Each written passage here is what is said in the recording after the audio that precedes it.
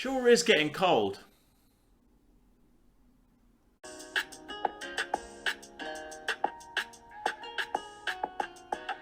What's going on, guys? My name's Simon and I'm into hiking, backpacking and hiking equipment, and if you're into those things too, would you consider subscribing to this channel?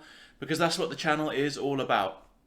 And today we are talking about layering systems. In the UK it's getting colder now, and I just want to give a bit of advice about what I'm wearing to get me through the hiking and camping season this winter, and also give you guys a bit of advice on different layers and different things you can think about to keep you warm.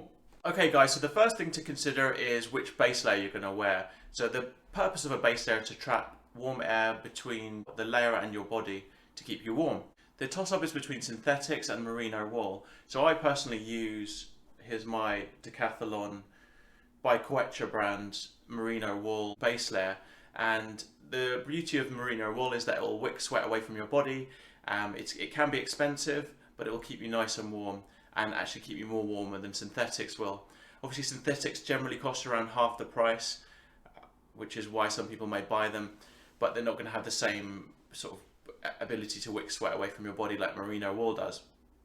The other benefit of merino wool is that it is odor free, so if you are sweating into it, you're not going to smell it. What you don't want to be using is anything made of cotton, because cotton absorbs sweat, and what can happen is if you're outside hiking and you're absorbing sweat into the material that you're wearing, then that's going to ultimately make you really cold, and that can cause hypothermia.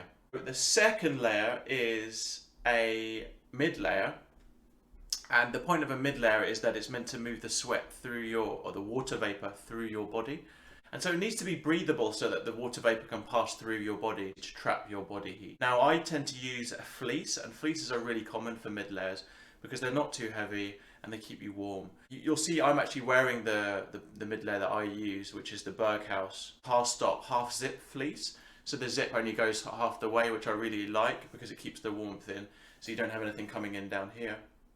It's nice and warm, and obviously with fleeces, guys, you can get various thicknesses, which is why they're such a popular mid layer. This is a super popular fleece, and it retails about £25, and you can get it from stores like Millets and Amazon and those kind of companies. Mid layers can either be soft shells like fleeces, and there are many different types, or they can be hard shells. Another example of a mid layer might be the Rab Vital hoodie, which is what I use. This is a fantastic bit of equipment. It weighs 160 grams, so it's super lightweight. Packs down nice and small if you want to carry it first, and it's ideal for when you're trekking up those sort of hills and you suddenly get cold and want to put another layer on. And it's made from Rab's Hyperlight windproof material.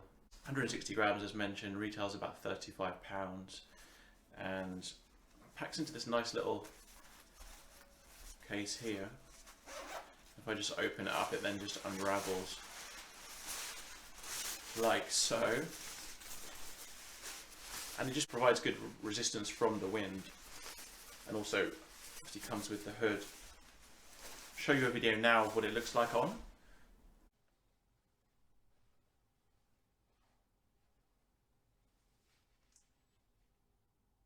And there are two versions of the Rab Vital, one with the hood and obviously one without the hood. I preferred the hood, so just to give me that little bit more protection. Okay, and then in terms of the third and final layer then, the purpose of this is to block out wind and rain and to keep you dry. So this can often be waterproof, and also it's meant to allow sweat vapor to leave your body.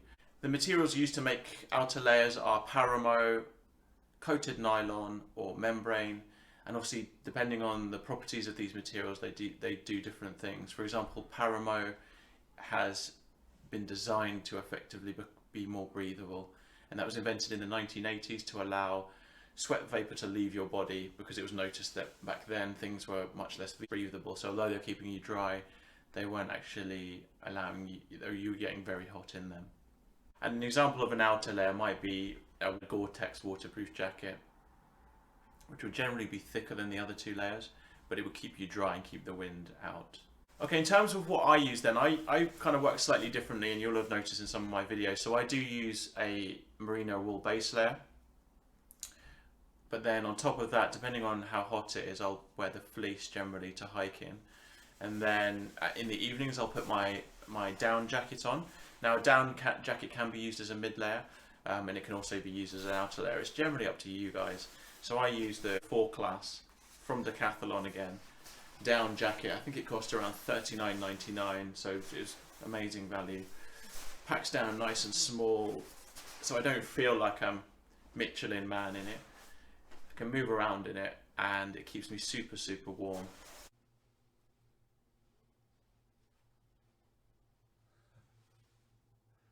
What I might do with the lighter down jacket is, if it is to start raining, obviously you need to protect down, and I'm not going to go into the kind of properties of down and why you can't get it wet and how good it is in terms of keeping you warm, but you don't want to get it wet, and to avoid that we'll put a waterproof layer on, just a thinner waterproof layer over probably the Decathlon jacket, just to keep me dry if it does start raining. And another down jacket that I may consider using this winter would be the North Face Nups jacket, which you guys would have seen me in. It's the 700 version, so there's a lot of down in this jacket. To be honest, it's probably going to be too bulky, and it's more than what you need for winter in the UK. However, I would consider taking it with me depending on what the weather is going to be like. Okay, so that leads me on to my next thing. So I've not done a huge amount of camping since I did the Coast to Coast walk back in September. I've been making a lot of these kind of equipment videos and stuff, but I plan to get out into either the Peak District, perhaps maybe the Brecon Beacons or the Lake District sometime in December, and possibly one more camping trip before the end of the year. So stay tuned for that, guys, but otherwise I will be publishing weekly videos.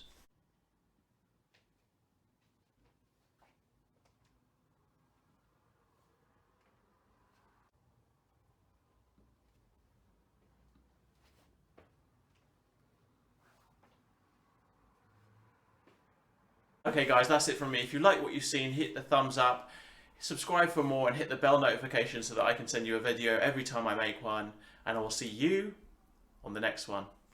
What's going on, guys? My name's Simon. I'm into hiking, backpacking and hiking equipment, and if you're into those things too, please